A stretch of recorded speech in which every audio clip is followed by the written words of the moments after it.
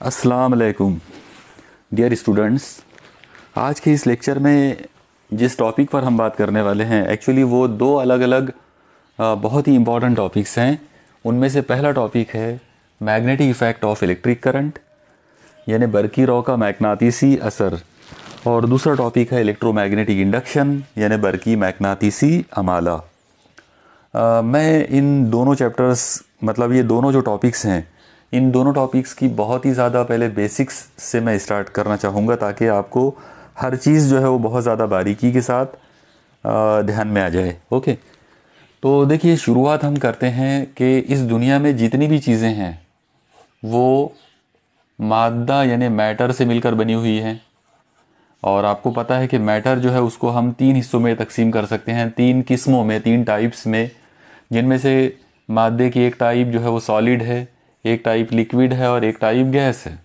Okay, अब अगर हम सॉलिड, लिक्विड या गैस इनमें से कोई भी चीज़ अगर लें और उसको एकदम माइक्रो लेवल पर यानी एकदम छोटे लेवल पर अगर हम बात करें तो हमें पता चलता है कि ये लोग जो हैं बेइंतहा छोटी हालत में जिस चीज़ से मिलकर बने होते हैं उसे हम आम तौर पर एटम और उर्दू में आम तौर पर हम उसे जौहर कहते हैं। यानी दुनिया की हर चीज़, इस दुनिया में पाया जाने वाला जो भी मादा है, दुनिया की तमाम चीज़ें जो है वो छोटे छोटे से जिन ज़र्रात से मिलकर बनी होती हैं उन्हें आमतौर पर हम एटम कहते हैं। ओके, अब सवाल ये आता है कि एटम जो है हम उसकी बनावट के बारे में क्या जानते हैं। तो बहुत सिंपल सी चीज़ है, आप याद रखो एटम जो है वो ऐसा गोल स्फेरिकल होता है। स्फेरिकल मतलब कुर्रानुमा, फुटबॉल जैसी गोल चीज़ होती है। इसके बिल्कुल बीचों बीच में एक बहुत छोटा सा एक सॉलिड जिस्म पाया जाता है जिसे आमतौर पर न्यूक्लियस यानी मरकज़ा कहते हैं। तो ये जो चीज़ है ये मरकज़ा यानी न्यूक्लियस है। उसके चारों तरफ ये जो इलाका है तो यहाँ पर ये पूरी तरह से खला है यानी वैक्यूम है। ओके, इसके बाद अगर हम देखें तो इस मरकज़े के अंदर इसमें बारीक बारीक दो किस्म के ज़रात पाए जाते हैं। वो जो ज़रात हैं उनमें से एक को कहते हैं प्रोटॉन, ओके, और दूसरे ज़र्रे को कहते हैं न्यूट्रॉन। और ये जो खाली जगह जो है, खला जो है, वैक्यूम, यानी यहाँ पर ये जो खला जो है एक्चुअली इसे यानी वैक्यूम कहेंगे इंग्लिश में। इसमें छोटे छोटे ज़रात जो है वो ऐसे गोल दायरों के अंदर, दायरवी मदारों के अंदर वो घूमते रहते हैं। वो जो गोल घूमने वाले जो ज़रात हैं उन्हें इलेक्ट्रॉन कहा जाता। ओके, तो ये इस तरीके से इसके अंदर ऐसे इलेक्ट्रॉन होंगे जो इसमें घूमते रहेंगे।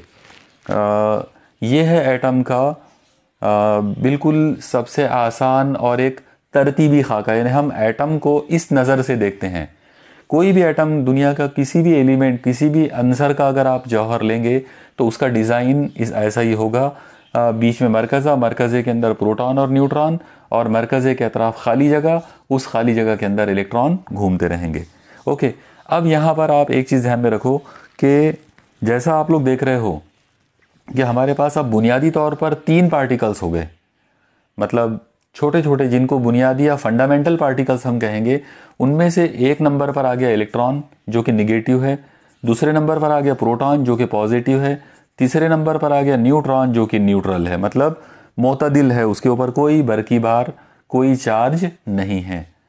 अब यहाँ पर आप लोग एक चीज़ देखें कि अगर हम तेदाद के लिहाज से अगर हम बात करें, मतलब इलेक्ट्रॉन, प्रोटॉन, न्यूट्रॉन जो है ये लोग कितने होते हैं, तो यहाँ पर एक कंडीशन होती है, और वो कंडीशन ये है कि जब हम किसी एटम की बात करते हैं, जौहर की बात करते हैं, तो इलेक्ट्रॉन और प्रोटॉन की जो तेदाद है वो बिल्कुल इक्वल होती है।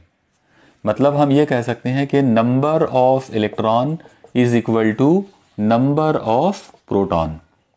यानी जितने निगेटिव पार्टिकल होंगे उतने ही पॉजिटिव पार्टिकल्स होंगे। और यही वजह है कि जब आप इन सब का टोटल करोगे तो आंसर जो है वो ज़ीरो आ जाएगा। इसीलिए एटम जो है वो न्यूट्रल होता है।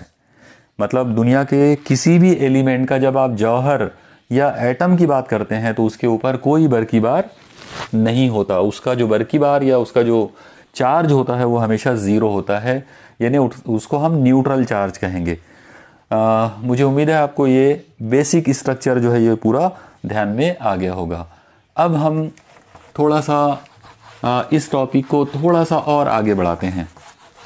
अब आप ऐसा इमेजिन कीजिए कि मान लो मैंने यहाँ पर कोई एक चीज़ लिया हूँ। जैसे मिसाल के तौर पर मान लो मैं कोई एक मेटल ले लेता हूँ। ओके, अगर मैंने यहाँ पर कोई एक मेटल मतलब धात, ज़रूरी नहीं है कि आप धात ही लो, आप अधात वगैरह भी ले सकते हो। ओके, दुनिया का कोई भी एक एलिमेंट ले सकते हो। मैंने जस्ट एक एग्जांपल के तौर पे एक मेटल ले लिया हूँ। मेटल्स में भी हम एग्जांपल के तौर पे ले लेते हैं सोडियम, क्योंकि सोडियम का एटॉमिक नंबर 11 है, मतलब उसमें 11 इलेक्ट्रॉन है। 11 इलेक्ट्रॉन में से 2 इलेक्ट्रॉन पहले ऑर्बिट में है, 8 इलेक्ट्रॉन दूसरे ऑर्बिट में है और 1 इलेक्ट्रॉन तीसरे ऑर्बिट में है। ओके, तो इसमें ये जो मेटल, ये सोडियम जो है, इसमें ये जो आखिरी मदार वाला जो इलेक्ट्रॉन है, ये इतना लूज होगा मरकज़े के साथ में कि वो उसको खो देना पसंद करेगा। उसको, वो लूजली बाउंड होता है, मतलब वो उसको खो देता है। तो जब हम किसी मेटल का, या मान लो सोडियम का ही अगर हम एक खाका बनाना चाहें, तो हम यहाँ पर ये इस तरीके से सोडियम के एटम्स बना सकते हैं। मान लो कि ये सोडियम के एटम्स हैं, गोल दायरों के अंदर जो आप देख रहे हो। तो अब जैसा मैंने अभी आपको बताया कि सोडियम के पास 11 इलेक्ट्रॉन हैं, उनमें से 1 इलेक्ट्रॉन आखिरी मदार में है जिसको वो निकाल देता है, बाहर कर देता है। तो अगर उसने 1 इलेक्ट्रॉन निकाल दिया, जैसे यहाँ से इस एटम ने ये वाले इलेक्ट्रॉन को बाहर निकाल दिया, ये वाले एटम ने ये इलेक्ट्रॉन यहाँ निकाल दिया, इसने ये वाला इलेक्ट्रॉन निकाला, इसने ये इलेक्ट्रॉन निकाल दिया, इसने यहाँ पर ये इलेक्ट्रॉन, इसका इलेक्ट्रॉन ये वाला, इसका इलेक्ट्रॉन यहाँ पे, इसका इलेक्ट्रॉन ये वाला, इसका इलेक्ट्रॉन ये वाला। तो अब आप एक चीज़ देखो कि हर किसी ने, हर एटम ने अपना अपना एक एक इलेक्ट्रॉन निकाल दिया है। जब ये लोग अपना अपना एक एक इलेक्ट्रॉन निकाल देंगे तो खुद ब खुद मामला क्लियर हो जाता कि इलेक्ट्रॉन निगेटिव चार्ज होता है। एक इलेक्ट्रॉन अगर निकल गया मतलब एक निगेटिव कम हो गया, एक निगेटिव कम हो गया मतलब इनके ऊपर एक एक पॉजिटिव बरकी बार आ जाएगा। तो ये सब के सब पॉजिटिव बरकी बार वाले लोग होंगे। ओके, इन्हें हर एटम के ऊपर पॉजिटिव बरकी बार आ जाएगा। अब हम इस एटम को एटम ना बोलकर इसे आयन कहेंगे। ओके, आप याद रखो, जब किसी एटम के ऊपर कोई चार्ज आ जाता है तब उसे एटम नहीं कहा जाता बल्कि उसे आयन कहते हैं। एटम के ऊपर अगर पॉजिटिव बरकी बार आया तो उसको पॉजिटिव आयन कहेंगे, एटम के ऊपर अगर निगेटिव बरकी बार आया तो उसे निगेटिव आयन कहेंगे। मतलब आयन जो है वो 2 तरह के हो सकते हैं, होते हैं। ठीक है, अब आप यहाँ पर एक चीज़ देखो कि ये जो इलेक्ट्रॉन्स हैं ये एटम में से बाहर आ गए, इन्होंने यहाँ पे आयन्स तैयार हो गए। अब ये जो आयन्स है ये अपनी अपनी जगह पर फिक्स रहेंगे, सिर्फ ये इलेक्ट्रॉन घूमते रहेंगे, इधर उधर ये कहीं भी घूम सकते। लेकिन एक ख़ास बात यह है कि ये जो इलेक्ट्रॉन्स हैं ये इलेक्ट्रॉन मेटल को छोड़कर बाहर नहीं जाएंगे। क्यों नहीं बाहर जाएंगे? तो उसकी वजह यह है कि ये पॉजिटिव आयन्स और निगेटिव इलेक्ट्रॉन्स के दरमियान एक कुव्वत, एक कशिश होती है जिसे कहते हैं electrostatic force. Electrostatic force, Urdu में हम उसे कहेंगे बरकी सुकूनी कुव्वत। ओके, तो इलेक्ट्रोस्टैटिक फोर्स की वजह से इलेक्ट्रॉन जो है इन आयनों के साथ जुड़े हुए रहेंगे और यही वजह है कि ये इलेक्ट्रॉन भले ही इस मेटल के अंदर घूमते रहेंगे आज़ादाना तौर पर, लेकिन ये मेटल को छोड़कर बाहर नहीं जा सकते हैं। ओके, तो आप यहाँ पे एक चीज़ ध्यान में रखिए कि इन इलेक्ट्रॉन्स को फ्री इलेक्ट्रॉन्स कहा जाता, यानी आज़ाद इलेक्ट्रॉन। तो आज़ाद इलेक्ट्रॉन का मतलब यह है कि वो आज़ादाना तौर पर इसमें घूम सकते हैं, लेकिन वो आज़ादाना तौर पर मेटल को छोड़कर बाहर नहीं जा सकते। वो आज़ाद इतने होते हैं कि वो मेटल के अंदर घूम सकते हैं, मेटल के अंदर वो आज़ादाना तौर पर घूमेंगे। उन्होंने अपने अपने एटम को छोड़ दिया है लेकिन वो मेटल को नहीं छोड़ सके। ओके, मेटल के अंदर वो घूमते रहेंगे। इसीलिए हम ये कह सकते हैं कि पूरी की पूरी मेटल जो है वो बेसिकली ओशन ऑफ इलेक्ट्रॉन्स होती है। यानी जब हम किसी मेटल का कोई नमूना अगर हम लें तो हम ये बोल सकते हैं कि उसके अंदर इलेक्ट्रॉन का समंदर है। ओके, तो ये कहानी होती है किसी मेटल की या किसी मतलब कोई भी सॉलिड के लिए आप ये बात कर सकते हो। बस मामला सर सिर्फ इतना है कि समझाने के लिए मैंने मेटल इसलिए लिया हूं क्योंकि वो आज़ादाना तौर पे इलेक्ट्रॉन खो सकते हैं। किसी और एलिमेंट को आप लेंगे मे भी पॉसिबल है कि वो इलेक्ट्रॉन जस्ट करने वाला होगा। ओके, अब हम अपने मेन टॉपिक की तरफ चलते हैं। अब आप एक चीज़ देखिए, इस पिक्चर के अंदर ये जो आपके सामने जो खाका भी नज़र आ रहा है, इससे एक चीज़ तो हमको समझ में आ गई कि मेटल के अंदर पॉजिटिव आयंस होते हैं, उसके अंदर निगेटिव इलेक्ट्रॉन्स होते हैं। अगर मैं आपसे पूछूं कि इस सैंपल में ये जो आपके सामने जो बना हुआ है दिख रहा है, इसमें कितने आयंस हैं, मतलब पॉजिटिव आयंस की तादाद। ओके, तो अगर पॉजिटिव आयंस की तादाद अगर पूछी जाए तो जैसे फिलहाल ये सैंपल के अंदर बात करेंगे तो वो 9 है, और अगर मैं आपसे पूछूं कि इसके अंदर निगेटिव इलेक्ट्रॉन्स कितने हैं, तो क्योंकि हर एटम ने एक एक इलेक्ट्रॉन दिया है, इसका मतलब इसके अंदर 9 इलेक्ट्रॉन है। अब अगर मैं चार्ज की बात करूं, ओके, अब आप अपना दिमाग चार्ज की तरफ लेके जाओ। अगर हम चार्ज की बात करेंगे तो क्योंकि पॉजिटिव आयन 9 है, इसका मतलब इनका जो चार्ज हुआ वो +9 हुआ, और निगेटिव इलेक्ट्रॉन 9 है, इसका मतलब इनका जो चार्ज है वो -9 हुआ। तो जब मैं इन सब का टोटल करूंगा, यानी टोटल चार्ज अगर मैं इस मेटल के सैंपल का लूंगा वो 0 आएगा। ओके, यानी इसका मतलब ये हुआ कि दुनिया की कोई भी मेटल का अगर आपने कोई पीस लिए, कोई भी मेटल का टुकड़ा अगर आप अपने हाथ में लेते हैं तो उसके अंदर ओवरऑल टोटल चार्ज 0 होता है। और क्यों 0 होता है? हालांकि उसके अंदर इलेक्ट्रॉन आज़ाद हैं, आज़ाद इलेक्ट्रॉन घूमते रहते हैं उसके अंदर, लेकिन फिर भी टोटल चार्ज 0 आएगा, क्योंकि जितने इलेक्ट्रॉन है उतने ही उसके अंदर पॉजिटिव आयंस भी हैं। ओके, जिनकी वजह से वो आपस में एक दूसरे को कैंसिल कर देंगे और ओवरऑल मिलाकर उनका चार्ज जो है वो 0 हो जाएगा। ओके, अब आगे हम एक काम कर सकते हैं। आप देखिए, अगर मैं इस मेटल को रब करता हूं, मतलब फ्रिक्शन की बात मैं कर रहा हूं, रगड़ने की, तो अगर मैं इस मेटल को किसी और के साथ में अगर रगड़ना शुरू कर दूं तो इसके इलेक्ट्रॉन यहां से निकलकर वहां चले जाएंगे, बाहर चले जाएंगे। ओके, यानी इन इलेक्ट्रॉन्स को कम ज्यादा किया जा सकता है तो फ्रिक्शन के जरिए। ओके, नंबर 2, मान लो कि मैं इसको गर्म करता हूं, हीटिंग यानी आग लगाते हैं और उसको आग के ऊपर रख देते, गर्म करते हैं इसको। या आग अगर नहीं लगाना है तो और भी दूसरे बहुत सारे तरीके हैं जिनके जरिए हम इसके अंदर हीट एनर्जी इसको दे सकते हैं, हरारती तवानाई। तीसरा मामला, मैं इसके ऊपर लाइट इंसिडेंट करता हूं, मतलब इसके ऊपर मैं रोशनी डालता हूं। रोशनी जो है, नूर जो है, वो भी, लाइट भी एक एनर्जी है, वो एनर्जी भी इलेक्ट्रॉन तक पहुंचेगी और फिर इलेक्ट्रॉन बाहर आ जाएंगे। इसका मतलब ये 3 अलग अलग तरीकों के जरिए आप इसमें से इलेक्ट्रॉन को निकाल सकते हो। ओके, अब आप इमेजिन करो, सपोज करो कि आपने यहां पर इस पर्टिकुलर ये जो सैंपल है, जैसा कि अभी हमने देखे थे कि इसके पास +9 चार्ज है, इसके पास -9 चार्ज भी है, और इसलिए इनका टोटल जो है वो 0 है।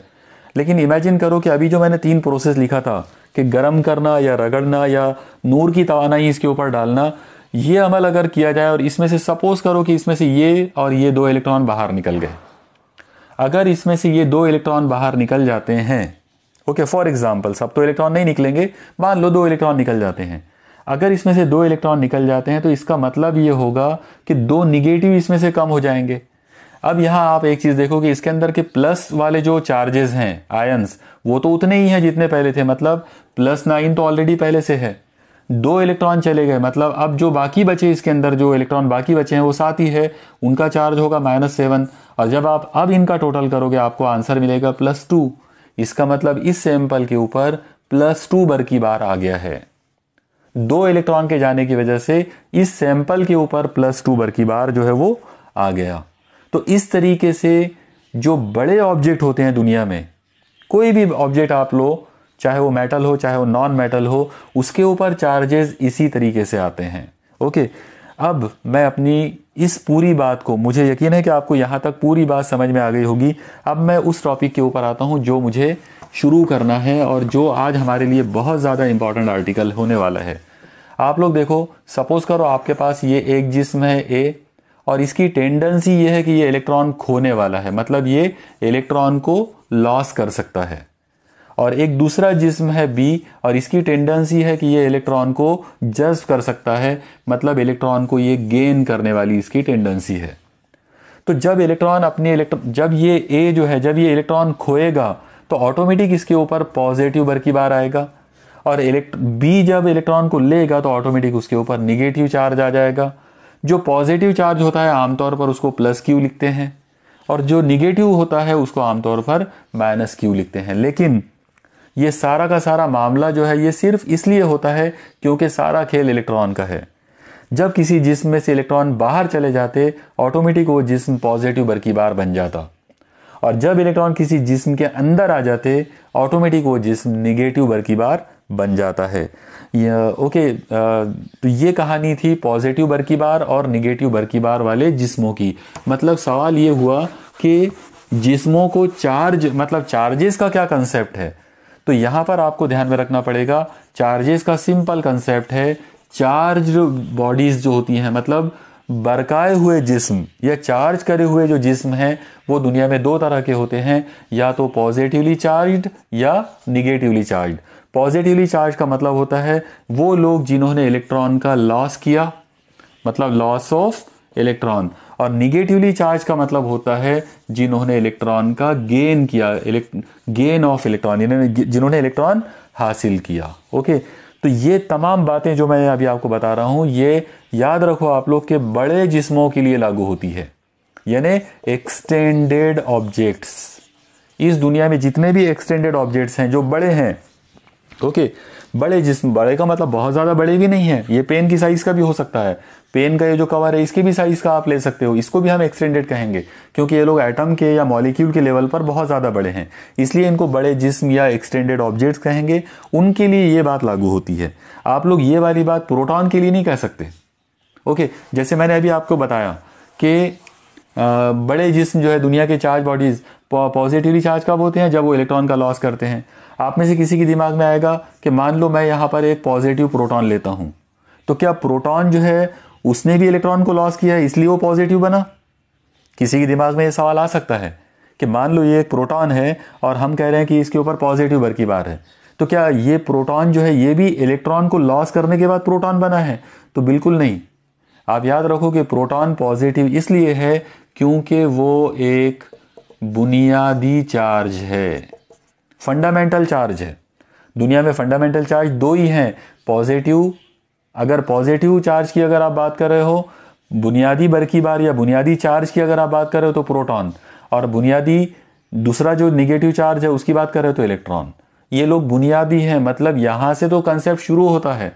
ये खुद मतलब इनके खुद के बारे में हम ये नहीं कह सकते, हम ये नहीं कह सकते कि इलेक्ट्रॉन जो है वो निगेटिव इसलिए है क्योंकि उसने एक इलेक्ट्रॉन लिया है, वो तो खुद ही इलेक्ट्रॉन है। ओके, वो बुनियादी, वो फंडामेंटल चार्ज है।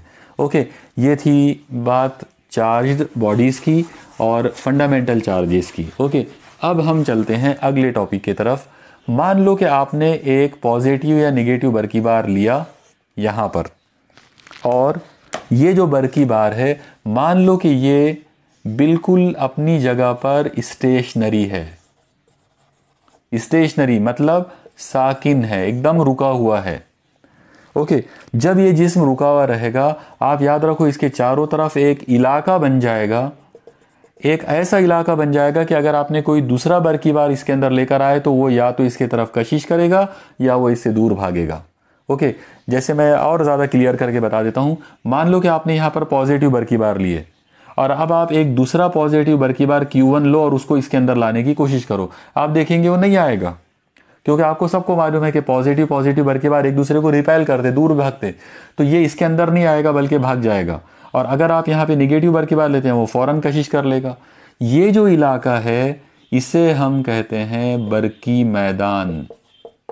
ओके, मतलब इंग्लिश में हम इसे कहेंगे इलेक्ट्रिक फील्ड। तो इलेक्ट्रिक फील्ड का मतलब होता है किसी बरकी बार के चारों तरफ पाया जाने वाला वो इलाका जिसके अंदर बरकी सुकूनी कुव्वत का असर पाया जाता। आप देखो ये निगेटिव बरकी बार इसकी तरफ क्यों आया, क्योंकि बरकी सुकूनी कुव्वत कशिश है। अगर मैं यहाँ पॉजिटिव बरकी बार लाऊंगा ये एक दूसरे से दूर भागेंगे, ये अंदर नहीं आना चाहेगा क्योंकि इनके दरमियान कुव्वत दफा होगी, वो भी बरकी सुकूनी कुव्वत दफा है। ओके, तो इसका मतलब ये हुआ कि इलेक्ट्रिक फील्ड या बरकी मैदान का मतलब होता है बरकी बार के चारों तरफ पाया जाने वाला वो इलाका जिसके अंदर बरकी सुकूनी कुव्वत कशिश या बरकी सुकूनी कुव्वत दफा पाई जाती है, वो इलेक्ट्रिक फील्ड या बरकी मैदान होता है। ओके, ये थी कहानी रुके हुए बरकी बार की, यानी अगर आपने कोई एक बरकी बार लिया और वो रुका हुआ है तो उसके चारों तरफ बरकी मैदान बनेगा। ओके, अब आप इमेजिन करो कि ये पॉजिटिव या निगेटिव बरकी बार है यहाँ पर ऐसे, और अब ये रुका हुआ नहीं है बल्कि किसी वजह से ये इस सिमत में, मतलब ये पर्टिकुलर ये वाली डायरेक्शन के अंदर मान लो कि ये v रफ्तार से हरकत कर रहा है। तो अगर ये v रफ्तार से इस पर्टिकुलर डायरेक्शन में जब ये हरकत करेगा तो आप लोग देखेंगे कि इसके चारों तरफ बरकी मैदान तो होगा ही होगा, लेकिन उसके साथ में और एक नई फील्ड इसके अंदर आ जाएगी, और वो जो नई फील्ड है उसका नाम रहेगा मैग्नेटिक फील्ड। उर्दू में हम इसे कहेंगे मैग्नातीसी मैदान। मैग्नातीसी मैदान, इसका मतलब ये हुआ कि अगर बरकी बार रुका हुआ है तो उसके चारों तरफ बरकी मैदान है, और अगर वही वाला बरकी बार हरकत में आ गया, अगर वो बरकी बार आगे बढ़ जाता है तो फिर अब वो जो इलाका बनाएगा, उसके चारों तरफ जो इलाका बनेगा वो बरकी मैदान के साथ साथ मैग्नातीसी मैदान भी रहेगा। यानी उसके अंदर बरकी मैदान तो रहेगा ही खुद, क्योंकि वो तो बरकी बार है ना, इसलिए बरकी मैदान तो है, लेकिन जब वो बरकी बार आगे बढ़ेगा, जब वो हरकत करेगा, तो उस बरकी बार की हरकत की वजह से और एक नई चीज तैयार हो जाएगी, एक नया मैदान तैयार हो जाएगा जिसका नाम है मैग्नातीसी मैदान, या इंग्लिश में हम उसे मैग्नेटिक फील्ड कहेंगे। ओके, तो अब आपके डेफिनेटली समझ में आ गया होगा कि चाहे मैग्नेटिक फील्ड हो चाहे इलेक्ट्रिक फील्ड हो, दोनों का ताल्लुक बरकी बार से है। ओके, यानी बरकी बार जो है वो ओरिजिन है। बरकी बार जो होता है प्लस माइनस बरकी बार जो रहेगा, ये बरकी बार ओरिजिन है, ये मंबा है, ये सोर्स है दोनों लोगों का। मतलब कौन दो लोगों का? ये इलेक्ट्रिक फील्ड का भी मंबा है और ये मैग्नेटिक फील्ड का भी मंबा है। बरकी मैदान भी इसी से शुरू होगी, मैग्नातीसी मैदान भी इसी से शुरू होगी, लेकिन दोनों में फर्क है। बरकी मैदान बनाना है, इसको रोक के रखना पड़ेगा। अगर बरकी बार रुका हुआ है, बरकी मैदान तैयार होगा। अगर ये बरकी बार हरकत कर रहा है, मैग्नातीसी मैदान तैयार हो जाएगा। Okay, clear? तो ये दो बहुत ही बुनियादी चीज़ें आप नोट डाउन करके रख लो। पहला पॉइंट आपको जो नोट करना है वो ये है कि अगर बरकी बार रुका हुआ हो तो बरकी मैदान तैयार होता है या बरकी सुकूनी मैदान तैयार होता है। अगर बरकी बार हरकत में है तब मैग्नातीसी मैदान यानी मैग्नेटिक फील्ड तैयार होती है। ओके, अब हम चलते हैं बरकी रॉ के मैग्नातीसी असर यानी magnetic effect of electric current, इस कंसेप्ट पर। आप लोग देखो, आजकल यानी अभी फ़िलहाल हम जिस साल में ये सब हम पढ़ रहे हैं, ये पढ़ाई कर रहे हैं, ये साल है 2020। आज से एग्जैक्टली 200 साल पहले चलते हैं। तो 2020 से अगर हम 200 साल पहले जाएंगे तो हम पहुंचेंगे 1820 में। ओके, 1820 में एक साइंटिस्ट हुआ करते थे जिनका नाम है ओरस्टेड। ये नाम आप लोग याद रखिए। ओके, तो 1820 में ओरस्टेड नामी साइंसदान जो हैं, जो साइंटिस्ट गुजरे हैं, उन्होंने एक बड़ा मज़ेदार एक्सपेरिमेंट किया था। उन्होंने जो एक्सपेरिमेंट किया था, आइए अब वो एक्सपेरिमेंट हम भी यहाँ पर करने की कोशिश करते हैं। आप देखिए, उन्होंने जो एक्सपेरिमेंट किया था वो ये था, उन्होंने एक मेटल वायर लिया ए से लेकर बी तक, और इस मेटल वायर को उन्होंने कनेक्ट किया एक बैटरी के साथ में। यहाँ पर ये एक बैटरी है, यानी पावरफुल एक ज़्यादा वोल्टेज की एक बैटरी उन्होंने लिया। इस जगह पर उन्होंने एक की लगा दिए। ओके, तो यहाँ पर ये एक की है।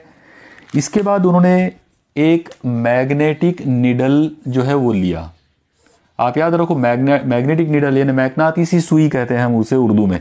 ओके, तो मैग्नातीसी सुई जो है, एक मैग्नेटिक निडल जो है वो बहुत पतला सा मैग्नेट होता है जो नॉर्थ और साउथ डायरेक्शन में रुका रहता।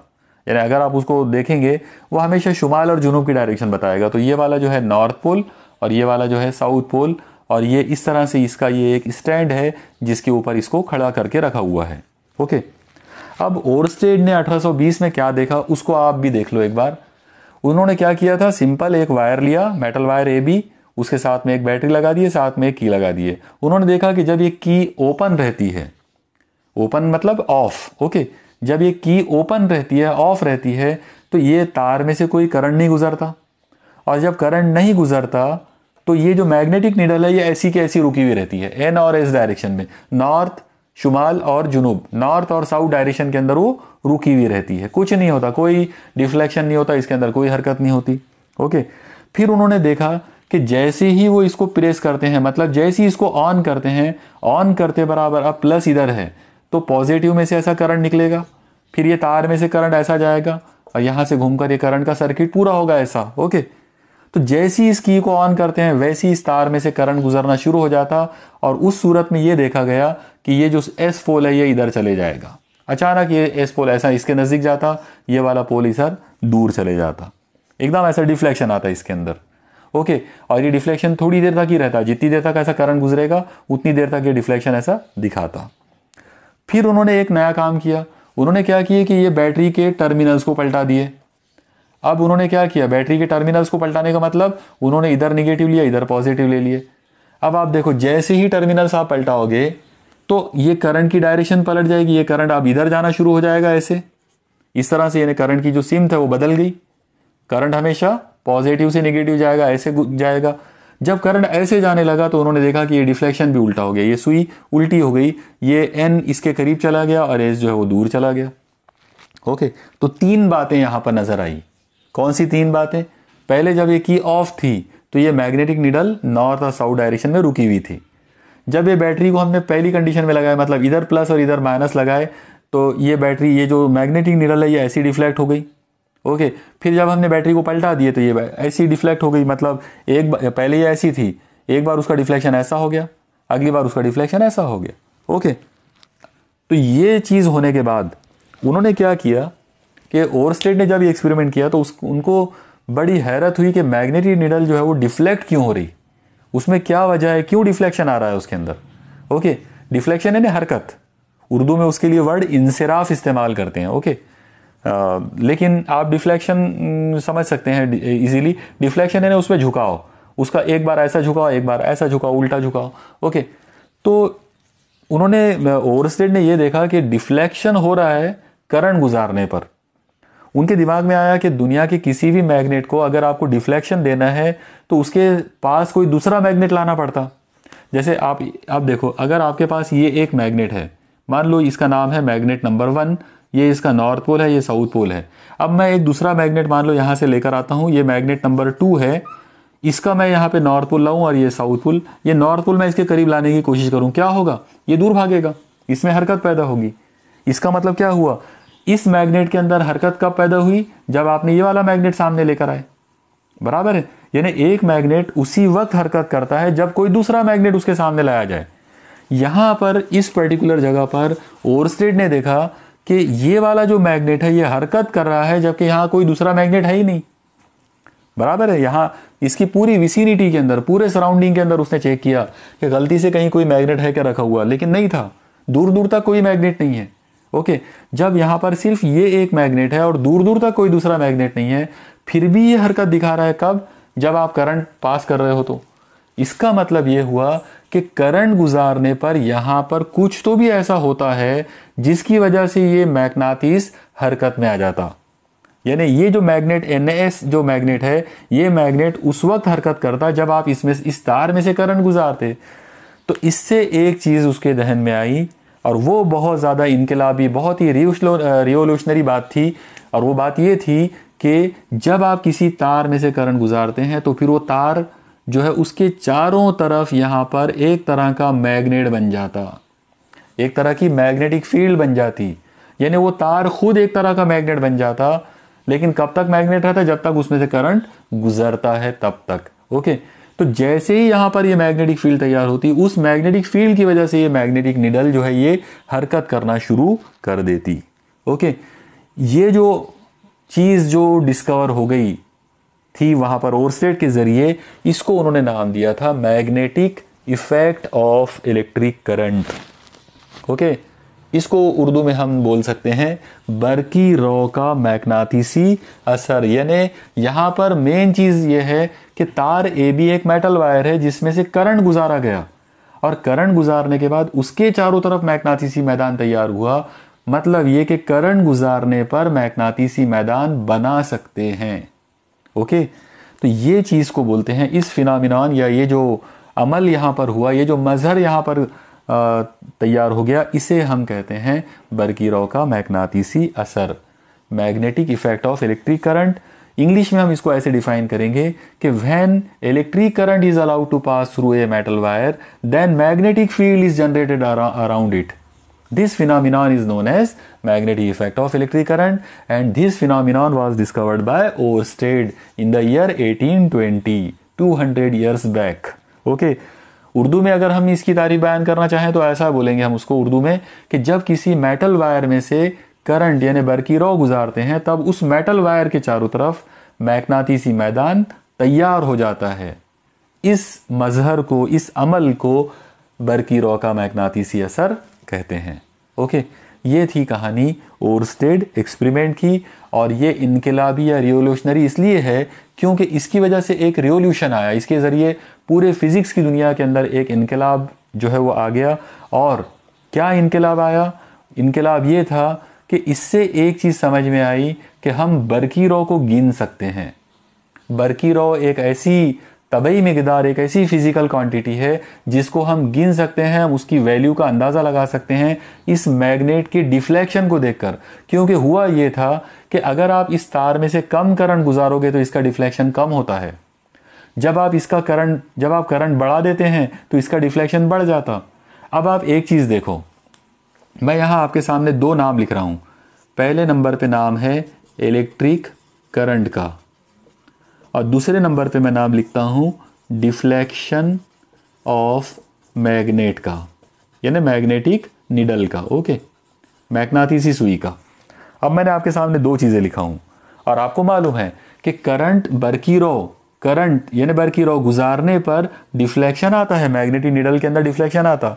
अब मैं आपसे एक सिंपल सवाल करता हूँ, इन दो में से कौन सी चीज़ है जो नज़र नहीं आती? तो आप कहेंगे डेफिनेटली कौन सी चीज़ है जो नज़र नहीं आती? वो है इलेक्ट्रिक करंट, ये नज़र नहीं आती। लेकिन कौन सी चीज़ है जो नज़र आती? वो है डिफ्लेक्शन जो है नज़र आती है। जाहिर सी बात है, अगर आपको इलेक्ट्रिक करंट को गिनना हो, अगर आपको इलेक्ट्रिक करंट का मेजरमेंट करना हो, तो इलेक्ट्रिक करंट तो नज़र ही नहीं आता, फिर आप उसका मेजरमेंट कैसे करोगे? तो इलेक्ट्रिक करंट नज़र नहीं आता, लेकिन उसकी वजह से पैदा होने वाला डिफ्लेक्शन तो नज़र आता। तो डिफ्लेक्शन को देखकर हम इलेक्ट्रिक करंट का अंदाजा लगाएंगे। हम इलेक्ट्रिक करंट का मेजरमेंट कर सकते हैं डिफ्लेक्शन को देखकर। ओके, तो ये कंसेप्ट था जिसके जरिए बहुत सारे ऐसे इंस्ट्रूमेंट वजूद में आए जिनको लेकर बाद में हम इलेक्ट्रिक करंट को गिन सकते हैं। एक इंस्ट्रूमेंट जिसके जो इस चीज को बेस बनाकर बनाया गया वो है गैल्वानोमीटर। तो अगर आपसे ये सवाल पूछ लिया जाए, अगर ये आने वाले एनटीएससी के एग्जाम में अगर आपसे ये पूछ लिया जाए कि गैल्वानोमीटर जो है ये जो आला है ये कौन से प्रिंसिपल पे बेस्ड है, तो galvanometer is based on magnetic effect of electric current. ये magnetic effect of electric current को बेस बनाकर इस आले को तैयार किया गया। साथ ही साथ आप ये भी याद रखो आप लोग कि गैल्वानोमीटर को यूज करके आप एम मीटर बना सकते हो। ओके, इसको यूज करके आप वोल्ट मीटर बना सकते हो। इसका मतलब क्या हुआ कि अगर गैल्वानोमीटर को यूज किया करके, यानी इसको इस्तेमाल करके अगर आप एमीटर और वोल्ट मीटर बना सकते हैं, तो इसका मतलब इन दोनों का भी बेस वही अमल है, magnetic effect of electric current. Okay, तो अगर सवाल आ जाता है कि एम मीटर का या वोल्ट मीटर जो है इसका बेसिक प्रिंसिपल क्या है, तो इन दोनों का या ये गैल्वानोमीटर का बेसिक प्रिंसिपल है magnetic effect of electric current. यानी बरकी रॉ का मैग्नातीसी असर, इस अमल पर गैल्वानोमीटर मबनी है, इसी अमल पर, इसी मजहर पर एमीटर और वोल्ट मीटर भी बेस्ड हैं। ओके, मुझे यकीन है कि आपको इतनी पूरी ये जो दास्तान मैंने अभी आपको बताया ये सब आपको समझ में आ गया होगा और आपने मेन पॉइंट्स भी नोट कर लिए होंगे। ओके, अब हम थोड़ा सा और आगे बढ़ते हैं। अब आप देखिए यहाँ मामला आया कि अगर एक वायर हमारे पास ऐसा हो, ओके, मान लो मैं इसका नाम रख देता हूं XY, और इसमें करंट जा रहा है X से Y की तरफ। ओके, तो सवाल यह आएगा कि इसके चारों तरफ जो मैग्नेटिक फील्ड तैयार होगी वो कौन सी सिमत में होगी, कैसी होगी, उसका नेचर क्या होगा, उसका स्ट्रक्चर क्या होगा, बुनियादी तौर पर वो देखने में कैसी होगी। जाहिर है नजर तो नहीं आएगी, लेकिन मैग्नेटिक फील्ड है तो सही इसके चारों तरफ, ओरस्टेड ने ये चीज साबित किया है। ओके, तो हम क्या करेंगे, यहां से कुछ दूरी पर, मान लो कि R डिस्टेंस पर, यहां पर एक पॉइंट ले लेंगे इसको समझने के लिए। ओके, इस जगह पर मैं एक पॉइंट ले लेता हूं। मान लो कि मैंने एक पॉइंट P ले लिया जो कि R दूरी पर है इस वायर से, इस तार में से I करंट गुजर रहा है। ठीक है, तो अब आप एक चीज देखो कि इस जगह पर अगर मैग्नेटिक फील्ड लेना है तो वो मैग्नेटिक फील्ड को समझने के लिए फिजिक्स की दुनिया के एक बहुत ही अजीमो शान जो साइंटिस्ट गुजरे हैं, मैक्सवेल, जेम्स क्लार्क मैक्सवेल, उन्होंने एक रूल बताया था और वो रूल बड़ा आसान था। रूल था राइट हैंड रूल। सीधे हाथ का कानून। ओके, उन्होंने ये कहा कि ये जो वायर है जिसमें से करंट गुजर रहा है, इसको हम अपने सीधे हाथ में पकड़ेंगे और ऐसा पकड़ेंगे कि हमारी 4 उंगलियां घूमी हुई होना चाहिए और अंगूठा निकला हुआ होना चाहिए। तो हमारी ये जो 4 उंगलियां हैं ये हमको बताएगी कि मैग्नेटिक फील्ड कौन सी सिमत में है। अंगूठा जो है वो हमको करंट की डायरेक्शन बताएगा और ये 4 उंगलियां जो है ये हमको मैग्नेटिक फील्ड की डायरेक्शन बताएगी। ये रूल, ये जो राइट हैंड थंब रूल कहते हैं इसे। ओके, तो अब आप देखो, मैं आपको ये जो वायर है इसको पकड़ के बताता हूं। ये वायर ऐसे नीचे से ऊपर जा रहा है, तो मैं इसको अपने सीधे हाथ में ऐसा पकड़ूंगा। आप देखो गौर से, आपको नजर आया? आप गौर से देखो, आप अंगूठा जो है ये ऊपर की सिमत में है और ये जो मेरे 4 उंगलियां हैं ये इसके चारों तरफ कर्ल बन गई हैं, ऐसी कर्ल। ओके, कर्व जैसे अंदाज में आ गई, तो कर्ली फिंगर्स और अंगूठा एक्सटेंडेड। ओके, अंगूठी की डायरेक्शन में करंट रहेगा और ये 4 उंगलियां बताएंगी मैग्नेटिक फील्ड को। अब आपको समझ में आया होगा मैग्नेटिक फील्ड। आप देखो कर्ल बन गई है, गोल बन गई है। थोड़ी देर के लिए आप ऐसा इमेजिन करो कि ये जो वायर है, ये वायर ये वाला पेन है। ओके, और इस पेन को मुझे अपने सीधे हाथ में पकड़ना है, तो मैं इसको ऐसे पकड़ूंगा। तो आपको नजर आया अंगूठा कैसा चला, सीधा ऊपर करंट की डायरेक्शन में, और उंगलियों ने क्या किया, इसको चारों तरफ से घेर लिया, ऐसे ऐसे कर्ल अंदाज में घेर लिया है। इसका मतलब अगर मुझे इस पॉइंट पर मैग्नेटिक फील्ड बनाना हो तो मुझे यहां पर इसको ऐसा घेर लेना पड़ेगा इस अंदाज में, और जब मैं इसको ऐसा घेरूंगा तो यहां पर एक ऐसा सर्कल बन जाएगा। ओके, ये जो सर्कल है सर्कुलर लूप, इसे हम सर्कुलर लूप कह सकते हैं, हल्का कहेंगे इसे सर्कुलर लूप। तो ये एक दायरवी किस्म का एक यहां पे लूप तैयार हो गया और ये मैग्नेटिक फील्ड को जाहिर करेगा। अगर इस पॉइंट पर मैग्नेटिक फील्ड लेना है, यहां पर हम एक टेंजेंट बना लेंगे। इस पॉइंट पर मैग्नेटिक फील्ड लेना है, यहां पर हम एक ऐसा टेंजेंट बना लेंगे। यहां लेना है, यहां एक टेंजेंट बना लो। यहां लेना है, यहां एक टेंजेंट बना लो। टेंजेंट की सिमत, और टेंजेंट हर बार बदलते रहेगा क्योंकि सर्कल के ऊपर वो पार्टिकल हर मकाम पर अलग अलग रहेगा। ओके, तो अब आप एक चीज देखो कि ये जो इमेजिनरी सर्कल यहां पर बन गया, ये हमारी मैग्नेटिक फील्ड है, मैग्नातीसी मैदान है। और मैग्नातीसी मैदान की अगर हमको सिमत लेना हो तो हम उसकी डायरेक्शन पता करेंगे उस पर्टिकुलर पॉइंट पर वहां बनाए गए ममास के जरिए। लेकिन ममास की सिमत कौन तय करेगा? उंगलियां, 4 उंगलियां राइट हैंड के अंदर। ये राइट हैंड के हिसाब से अगर हम बात करेंगे तो हमको ये जो 4 हमारी कर्ल फिंगर्स हैं ये हमको बताएंगी कि वो कौन सी सिमत में जाएगा। ओके, तो ये था मैक्सवेल का राइट हैंड थंब रूल, जिसके जरिए हम मैग्नेटिक फील्ड जो है उसकी सिमत मालूम कर सकते हैं। अब यहां पर आप एक मजेदार चीज और देखो, वो ये है कि अभी मैंने आपको बताया कि मैग्नेटिक फील्ड की सिमत जो है वो टेंजेंट के साथ में होती है। मतलब ये हुआ कि इसके अंदर सिमत यानी डायरेक्शन है। ओके, इसमें सिमत यानी डायरेक्शन है, और जिस चीज में सिमत या डायरेक्शन होती है उसे हम वेक्टर कहते हैं, सिमती मिकदार। इसका मतलब ये हुआ कि मैग्नेटिक फील्ड वेक्टर क्वांटिटी है। तो ये भी सवाल आपसे एनटीएससी में पूछ सकते हैं कि मैग्नेटिक फील्ड यानी मैग्नातीसी मैदान किस तरह की तबई मिकदार होती है। सबसे पहले तो याद रखो मैग्नेटिक फील्ड तबई मिकदार है क्योंकि आप उसको गिन सकते हो, आप उसका बाकायदा मेजरमेंट कर सकते हो। ओके, इसलिए वो तबई मिकदार है। दूसरी चीज, ये एक ऐसी तबई मिकदार है जिसके अंदर सिमत यानी डायरेक्शन है, और अगर डायरेक्शन है तो फिर ये क्या है? Vector quantity. अगर डायरेक्शन नहीं होती हम बोलते थे गैर सिमती मिकदार यानी स्केलर क्वांटिटी होती थी। फिजिक्स की दुनिया में 2 तरह की तबई मिकदारें होती हैं। ऐसी तबई मिकदारें जिनमें सिमत नहीं होती उनको स्केलर कहते हैं, गैर सिमती। और जिनमें सिमत यानी डायरेक्शन होती है उन्हें वेक्टर कहते हैं। तो मैग्नेटिक फील्ड क्या है? वेक्टर क्वांटिटी है। ओके, तो ये भी एक चीज आप अपने जहन में क्लियर कट अंदाज में रखो। अब यहां पर ये मैंने फिगर समझाने के लिए इस तरह से बताया था। ओके, यहां पर और एक चीज आप कर सकते हो। मान लो कि अगर आप इस करंट की डायरेक्शन को पलटा दो, ऐसा कर दो, ओके, ऊपर से नीचे, तो क्या अब अभी भी मैग्नेटिक फील्ड ऐसी रहेगी? तो बिल्कुल नहीं। अब मुझे ये जो वायर है इसको ऐसे पकड़ना पड़ेगा। आप देखो मैंने सीधे हाथ में इसको ऐसे पकड़ा।